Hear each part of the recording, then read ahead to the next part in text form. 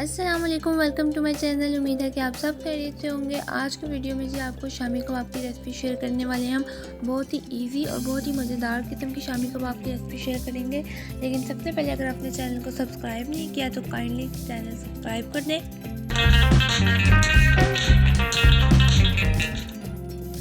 तो चलिए स्टार्ट करते हैं। बिस्मिल्लाहिर्रहमानिर्रहीम। सबसे पहले यहाँ पे हमने चने की दाल लिया है 1 किलो के करीब। इसको मैंने धो के अच्छी तरह भिगो दिया था, क्योंकि भिगोई हुई दाल की जब आप शामी कबाब बनाएंगी तो आपको जेनुइन इसमें फ़र्क नजर आएगा। बहुत ही सॉफ्ट बनती हैं और मज़ेदार भी। तो चिकन यहाँ पे हमारे पास बोनलेस लिया है, मैंने 3 पाव चिकन लिया है। 1 किलो दाल में 3 पाव चिकन या हाफ़ केजी चिकन जो है वो बेस्ट क्वान्टिटी रहती है। अगर आप अपनी मर्ज़ी से ज़्यादा चाहते हैं तो ज़्यादा भी कर सकते हैं। तो जी दाल जो है वो मैंने स्टेन करने के बाद डाल दी है पतीली में। तो और मैंने बहुत ही लो फ्लेम इसकी ऑन की है, क्योंकि साथ साथ मैंने सारे स्पाइसेस ऐड करने हैं। तो दाल डालने के बाद मैं इसके ऊपर डालूँगी चिकन डालने के बाद यहाँ पे मैंने लहसुन लिया है। इसके 10 से 11 जवे हैं, साबुत लहसुन है। तो लहसुन साबुत लेने की वजह यह है कि वो दाल और चिकन के साथ ही जो है वो गल जाएगा बीच में। लेकिन जो अदरक है आपने 1 टेबलस्पून इसका पेस्ट बना के डालना है, क्योंकि अदरक अगर आप साबुत डालते हैं तो वो नहीं गलता। तो प्याज यहाँ पे मैंने 2 छोटे से लिए हैं, इनको दरमियान से कट करके साबुत डाल दिया। ये भी दाल और चिकन के साथ ही गल जाएंगे। इसके बाद बारी है स्पाइसेस की। तो स्पाइसेस में मैंने नमक डालना है, इसमें 1.5 टेबलस्पून। आप अपनी मर्ज़ी से चाहें ज़्यादा या कम कर सकते हैं। नमक डालने के बाद यहाँ पे मैंने 1 टेबलस्पून डालना है लाल मिर्च पाउडर। हाफ़ टेबल स्पून यहाँ पर मैं डालूँगी दरा मिर्च, जो होती है वो कुटी हुई लाल मिर्च, वो डालनी है मैंने। अगर आप चाहें तो वो साबुत भी होती है गोल गोल, आप वो भी डाल सकते हैं, लेकिन मेरे पास जो है वो पिसी हुई थी तो मैं वही डाल दी हूँ। हाफ़ टेबल स्पून आपने इसमें डालनी है हल्दी।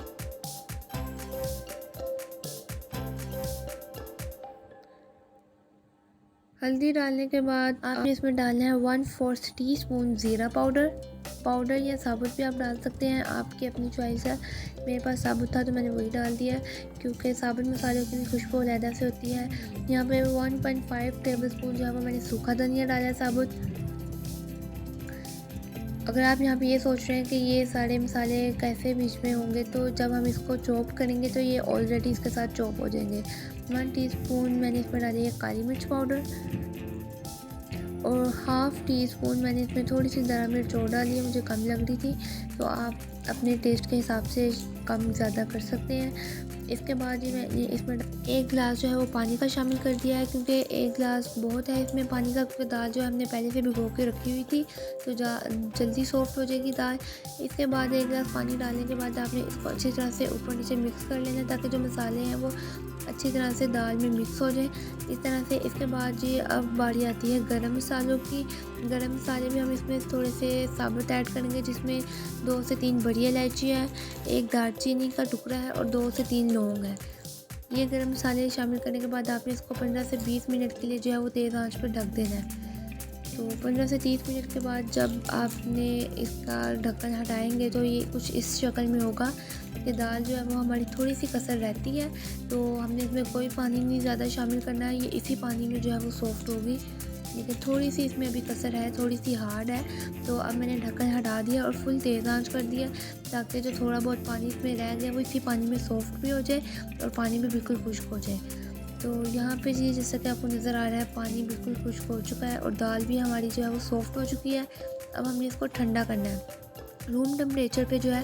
अब हम इसको रख देंगे पंखे के नीचे या कहीं भी, अगर आपका टेम्परेचर ठीक है वहाँ पे आपने इसको ठंडा होने के लिए रख देना है, क्योंकि अगर आप गर्म दाल को आप चॉप करने की कोशिश करेंगे तो वो बिल्कुल ही मलेदा सा लेवी सी बन जाएगी। तो आप इसको ठंडा करके जब आप चॉप करेंगे तो ये बहुत ही फाइन सी इसका मिक्सचर बनेगा।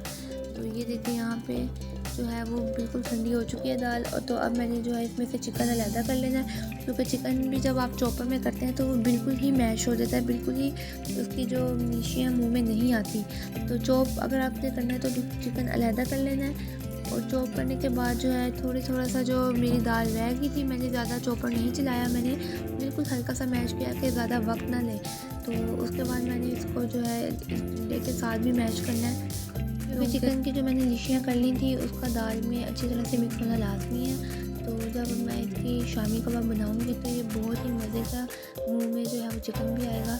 तो यहाँ पे प्याज मैंने जो है वो 2 से 3 जो है मीडियम साइज़ के चॉप किए थे। ये ऑप्शनल है, अगर आप डालना चाहते हैं तो डाल लें, नहीं डालना चाहते तो ना डालें। लेकिन इसके साथ आपके जो शामी कबाब हैं बहुत ही सॉफ्ट और मज़े के बन जाते हैं।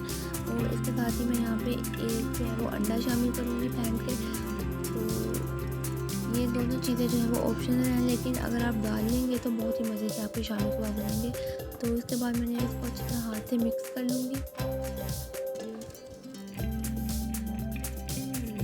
हाथ से मिक्स करने के बाद इसके शामी कबाब बनाने हैं। अगर आप सांचे के साथ शामी कबाब बनाना चाहते हैं तो आपकी मर्ज़ी है, लेकिन मुझे जो है वो सांचे के शामी कबाब पसंद नहीं आते, क्योंकि वो बहुत ही ना थिक बनते हैं, मोटे मोटे से वो बन जाते हैं और मुंह में ज़्यादा से ज़्यादा दाल आती है। तो मैंने ये हाथ से बनाया है, ये हाथ से बहुत ही सही रहती है मेरे ख्याल में तो लेकिन अगर आपसे शेप नहीं बनाई जाती हाथ के साथ तो आप सांचा भी यूज़ कर सकते हैं। तो यहाँ पे जी हमारी मज़ेदार से शामी कबाब रेडी हो चुके हैं। ये आप जो है वो स्टोर करके भी रख सकते हैं फ्रीज़र में, जब भी कोई मेहमान आए तो फ़ौरन आप निकालें और चाय के साथ आप सर्व कर सकते हैं। उम्मीद है कि आपको ये रेसिपी ज़रूर पसंद आएगी। तो मिलते हैं नेक्स्ट रेसिपी में, तब तक के लिए अल्लाह हाफ़िज़।